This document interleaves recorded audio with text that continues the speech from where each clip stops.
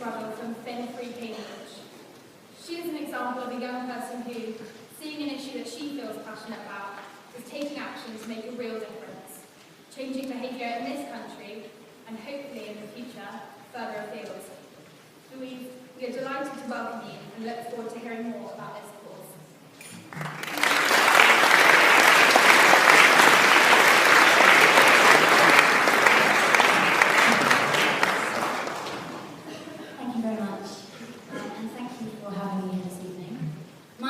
Ruddell, and I'm here today to talk to you about sharks. Now, some of you might be asking yourselves, what have sharks got to do with anything? Well, as you will see this evening, everything. I'm going to start this evening by just introducing myself a bit. I'm the founder and director of a conservation group called Fin-Free Cambridge, which has been going for about 6 months now, and I'm also the founder and director of a group called Fin Fighters UK. So sharks, what's the initial first thing that most people think of when they think of shark? Usually an image something like this, or maybe something like this, perhaps something a little bit like this. A lot of people have spoken to me and said that they find sharks terrifying, and that abject terror is something that wakes them up in the middle of the night. It's quite an irrational fear, because really, sharks don't really do an awful lot in terms of human beings. But, obviously, shark attacks do occur. This gentleman here is called Ruddell, and he is one of the survivors of one of the worst shark attacks that has ever occurred. He was bitten by a great white shark off the coast of Australia while spearfishing, and he survived the ordeal and is now actually an advocate for sharks around the world. And he spends most of his time now diving with sharks and also leading other people to dive with sharks so they can see what amazing creatures they are. So I feel if someone like Rodney can get through an ordeal like that and appreciate sharks, then we all should. But really they are beautiful creatures. They're streamlined perfection. They are apex predators and they are so important in our ecosystems. And in reality, the deaths that are amounted by sharks every year aren't that much. Every year, roughly 652 people are killed by chairs. Absolutely. I don't see any of you looking terrified this evening, but maybe you will.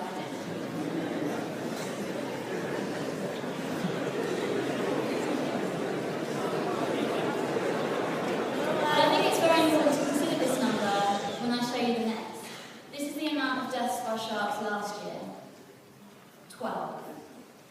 652 people killed by chairs, 12 people killed by sharks. And that's actually a large number because annually the number is usually around 5 or 6 people. So really, there's no comparison really. And why should we care about sharks here in the UK? A lot of people say to me, we don't live in Australia, we don't live in the tropics, why should we be thinking about sharks at all? Well, actually, we are host to 29 regular species of sharks in our UK waters, and 11 of those are permanent. The most famous of all is probably the basking shark, which we have here. But there are a few others. This is the mako shark, which is a very, very close relation to the great white shark. It's also the fastest shark in the world. This is the blue shark, which is a migratory shark that comes along from the coast of America all the way across to our shores every year and back again. Poor beagle shark here, another very, very close relation to the great white. You can probably see the similarity. But this shark is actually critically endangered. There are very few of them left in the wild, and they're incredibly shy. This is a thresher shark, which is my favourite. I think they're absolutely stunning. You can see the really long, beautiful tail here that they use to whip the fish to stun them before they eat them.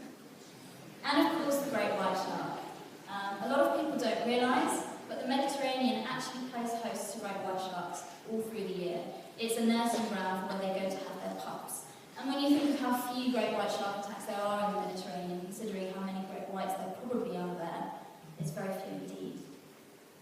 So why do I love sharks? I'm absolutely fascinated with them, have been for a very, very long time. They're top apex predators and have been around for 400 million years, surviving 5 mass extinctions, including the one that put to the dinosaurs. They have 8 senses. They are warm-blooded, a lot of them, and most do actually give birth to live young. But I'm going to talk to you a little bit about the different senses that sharks have, just so you can appreciate how incredible they are. So they have amazing senses of smell and taste. They can smell 1 part of blood in 1 million parts of water. They can see in the dark. They have almost like cat's eyes, a lens that flips down the back of their eye to reflect the light back. They have something called a lateral line that runs along the back of their body, all along the side. I don't know if you can see, no, it doesn't work, but it runs all the way down the side of their body here, and it allows them to feel changes in the temperature in the water. They also have something called the ampullae of Lorenzini, which are incredible and marvels of nature. They're tiny little pockets of gel all across the snouts and across the front of their heads, and this actually allows sharks to feel electricity and electric currents in the water. So these are creatures that we have no conception of the amount of feeling that they can feel, the amount of senses that they have at their capacity. We just as human beings have no conception of that. But sharks are in big trouble, and that's what I'm here to talk to you about tonight.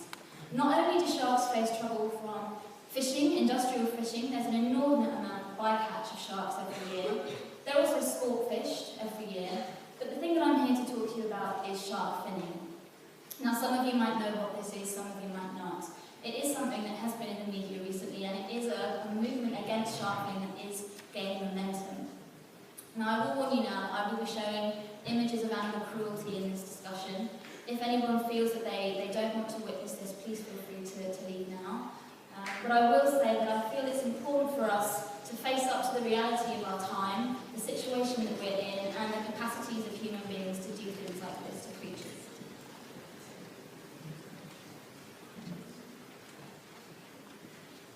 So what is shark finning? That's one of the questions we'll be asking. Where does it happen? Why does it happen? How many sharks are finned every year? And how does that affect me? So what is shark finning?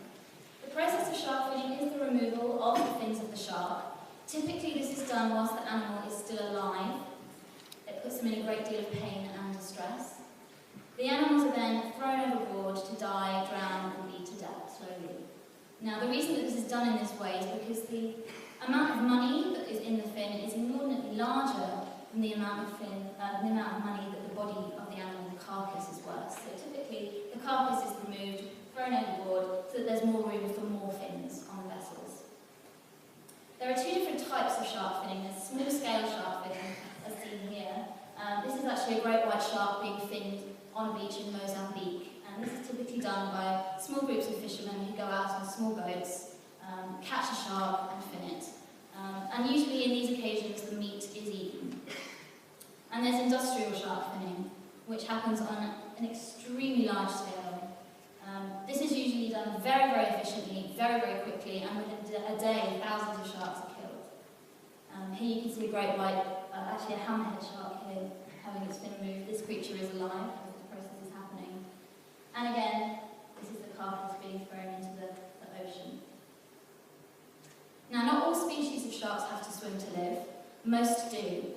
And of course, the ones that have to swim to live do die instantly because they cannot pass oxygen over their gills if they have no fins. But some species, such as this here, they actually live for a very long time without having that movement because they can actually force water across their gills by opening and shutting their mouth. So these creatures can effectively lie at the bottom of the ocean, dying for weeks at a time. Now, shark finning is illegal. It's illegal in most of the world at the moment, but that does not stop it from happening.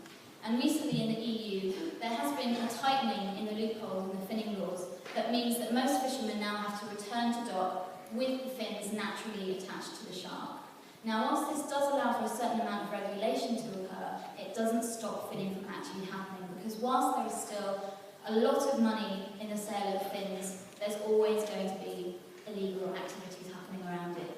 And unfortunately, of course, not every government has at its disposal people who can go and actually police this law. It's just not something that they have enough time to do. And where does it happen? Well, finning happens everywhere around the globe. Every single country with a coastline fins sharks. And it's all species of shark as well.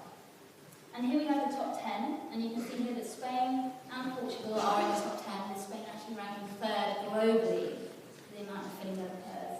And the UK actually comes in at 19th. In 2008, 13,350 sharks were finned illegally in the UK. So I'm going to show you a short video now. I will warn you, it can be quite distressing, so please do feel free not to watch. This is actually showing a tiger shark. Now, this is a fully grown adult tiger